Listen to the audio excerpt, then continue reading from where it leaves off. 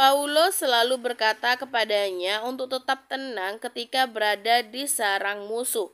Bersikap tenang adalah kunci utama untuk selamat, dan itulah yang sekarang Bastian sedang praktekkan. Pria berwajah tegas itu sama sekali tidak menunjukkan perasaan takut atau bahkan membiarkan terintimidasi dengan tatapan maupun senyuman meremehkan dari Ruby. Sebaliknya, Bastian menyambut dengan ramah. Ya, dan kau sudah banyak berubah, Ruby. Semua orang yang ada di sana menatap setengah terkejut. Bastian memanggil pewaris Alfonso dengan nama depan, membuat mereka semua bertanya-tanya, ada hubungan apa pewaris Galtero dengan Alfonso itu? Lama Ruby menatap, hingga akhirnya ia menunduk, menyembunyikan senyum geli yang ia punya. Ruby pikir ia bisa mengintimidasi Bastian seperti orang-orang lainnya. Namun harus Ruby akui jika Bastian tetap seperti teman kecilnya dulu, arogan dan tidak memiliki rasa takut. Jika ada kontes pria paling sombong di dunia, Ruby yakin pemenangnya adalah Bastian Serafino Galtero. Ruby menatap berkas laporan keuangan pada map hitamnya, lalu mengangguk-angguk puas. Well, Mr. Galtero, Ruby mulai mengeluarkan suara, kali ini dengan sebutan resmi seperti selayaknya. Semua tampak tertarik dengan apa yang akan diucapkan oleh wanita yang dikenal berhati dingin tersebut, termasuk Arkana yang sempat ingin menjodohkan putrinya dengan Bastian. Bukankah kau terlalu terlihat tenang? Tanyanya datar. Semua orang menghela nafas. Mungkinkah Galtero juga tersandung sebuah kasus serius yang tidak mereka ketahui? Bastian balas tatapan Ruby datar lebih kepada bosan. Lalu ia mengedikan bahu dengan acuh. Lalu, aku harus apa? Salto atau menari di depanmu? Tanyanya kemudian. Asal kau tahu ya, aku tidak jago menari. Bagi orang lain mungkin ucapan Bastian terdengar seperti bunuh diri. Siapa yang berani membalas pertanyaan Alfonso dengan begitu tidak sopan? Yang dia percaya sebagai pusat pemegang bisnis perdagangan dunia. Jika Alfonso mau, bukan hal yang mustahil untuk menyabotase perusahaan Bastian dan menjadikannya sebagai salah satu aset milik Alfonso. Perusahaan sebesar Galtero tidak akan pernah dihancurkan karena akan rugi ratusan miliar dolar. Daripada mengambil resiko tersebut, bukankah memang lebih baik menjadikannya sebagai anak perusahaan? Keuntungan dan kekayaan Alfonso bisa langsung naik puluhan persen jika memang bisa mendapatkan Galtero Group di bawah mereka. Mungkin kau memiliki sesuatu yang kau sembunyikan. Perkataan Ruby sengaja ia gantung, memancing rasa penasaran dari seluruh pemimpin perusahaan yang berada di sana. Soal itu, aku belum menjadi penerus resmi dari Galtero Group. Jika ada sesuatu hal yang kusembunyikan, itu adalah bahwa kita pernah memiliki hubungan dekat saat kita kecil. Maksud kalimat dari hubungan dekat Bastian adalah Ruby selalu menempel padanya seperti lintah. Meski perempuan itu lebih tua 3 tahun dari Bastian, tapi ia sangat penakut dan cengeng. Karena itulah ia sering dibully. Dan Bastian yang pernah tak sengaja melihat Ruby sampai jatuh berdarah karena didorong teman-teman kelasnya di atas tumpukan salju yang dingin dan menertawakan. Bastian datang untuk menolongnya. Bastian melempari mereka dengan batu. Noah yang kala itu juga selalu bersama, dia pulang dan pergi sekolah juga ikut membantu Bastian, membuat anak-anak yang lebih tua dari mereka berlari.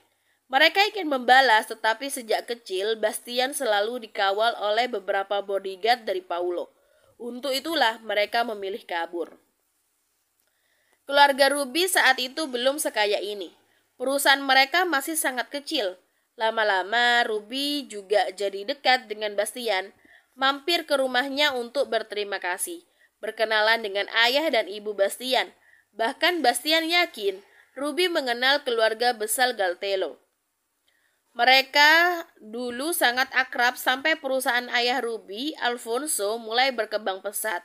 Bisnis mereka lancar, dan Ruby terpaksa harus pindah ke kota lain karena keluarganya juga butuh tempat untuk lebih mengembangkan usahanya. Mengabaikan tatapan kaget dari sebagian besar orang di sana, Ruby tersenyum. Ternyata Bastian masih sangat mengenalnya meski sudah berpisah jauh dan lama tidak bertemu. Aku baru tahu jika dulu kau tergila-gila padaku. Sekarang, apa kau sedang bermaksud untuk mengutarakan perasaanmu? Rapat besar itu mungkin sudah keluar jalur. Tapi tak urung juga Bastian tertawa dengan candaan Ruby.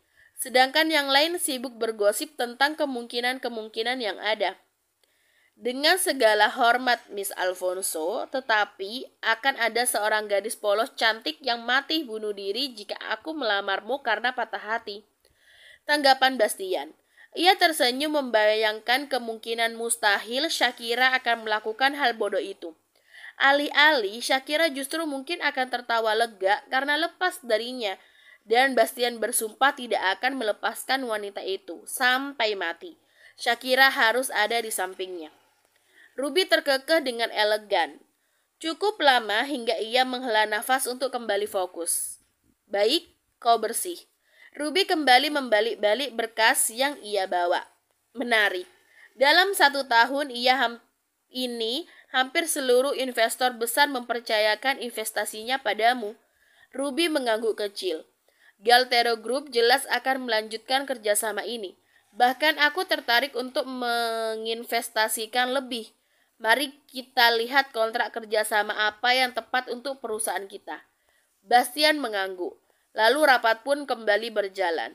Beberapa perusahaan diberhentikan paksa kerjasamanya karena terbukti laporan keuangan mereka yang janggal. Ruby benar-benar tidak main-main dalam berbisnis. Wanita itu menentang permainan kotor para pimpinan. 3 jam kemudian rapat pun selesai.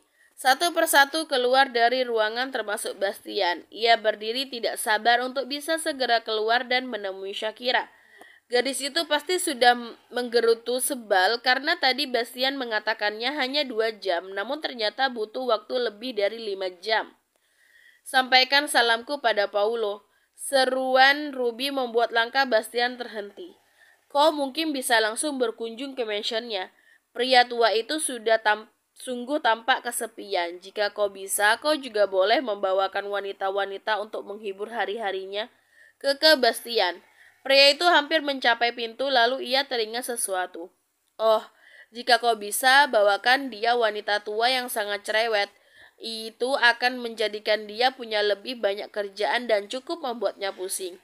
Ruby hanya tertawa dan Bastian pun sudah keluar dari ruangan. Bastian menghidupkan ponsel untuk menghubungi Shakira, namun 2 panggilannya tidak diangkat.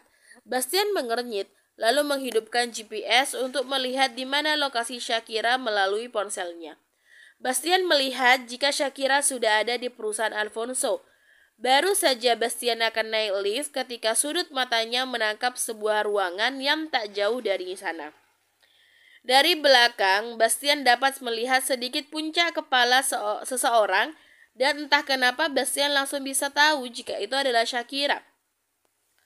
Ia berjalan menujunya.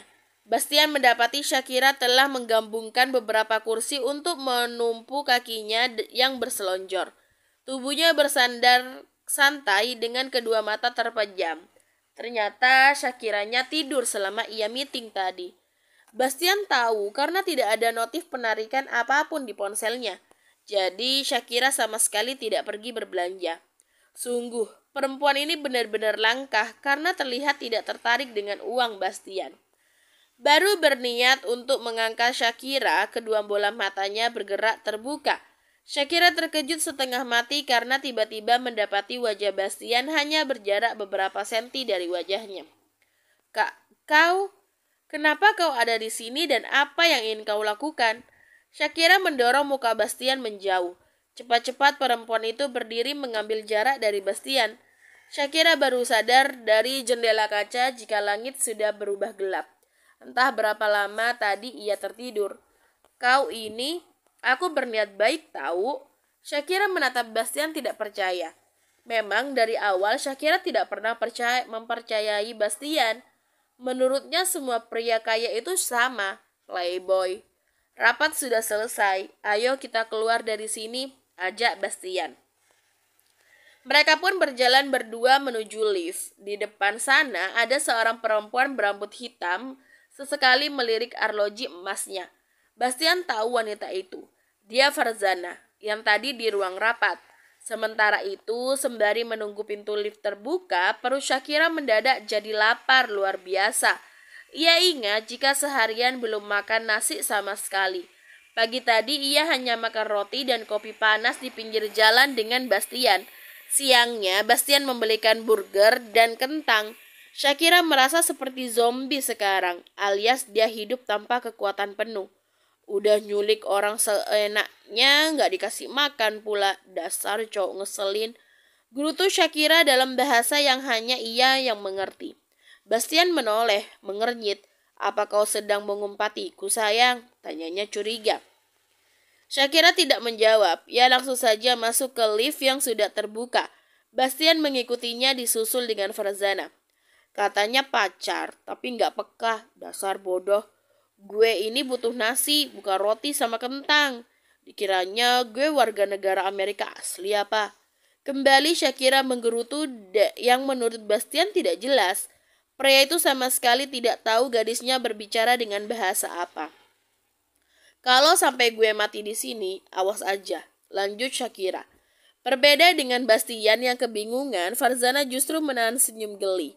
Dan saat tidak sengaja, Bastian menangkap ekspresi melalui pantulan pintu lift. Farzana berdehem. Hei, kau Bastian Zefravino Galtero kan? Tanyanya ramah. Diam-diam ia melirik pada Shakira yang masih menggerutu karena lapar. Apakah dia kekasihmu? Iya, seperti yang kau lihat. Bastian tersenyum berusaha ramah. Farzana terlihat sangat berbeda. Jika tadi dalam ruang rapat ia terlihat ketakutan dan gugup, sekarang ia tampak lebih percaya diri. Kau tahu dia bicara apa? Bastian menggeleng. Tidak. Sekali lagi Farzana tersenyum geli. Sebenarnya dia berulang kali mengatakan jika kau adalah pria yang tidak peka. Ia lapar dan butuh makanan. Jelasnya, kau benar-benar harus memberinya makanan, Mr. Galtero. Aku sarankan kau memberinya nasi daripada hanya daging, kentang, dan makanan mahal ala barat apapun lainnya.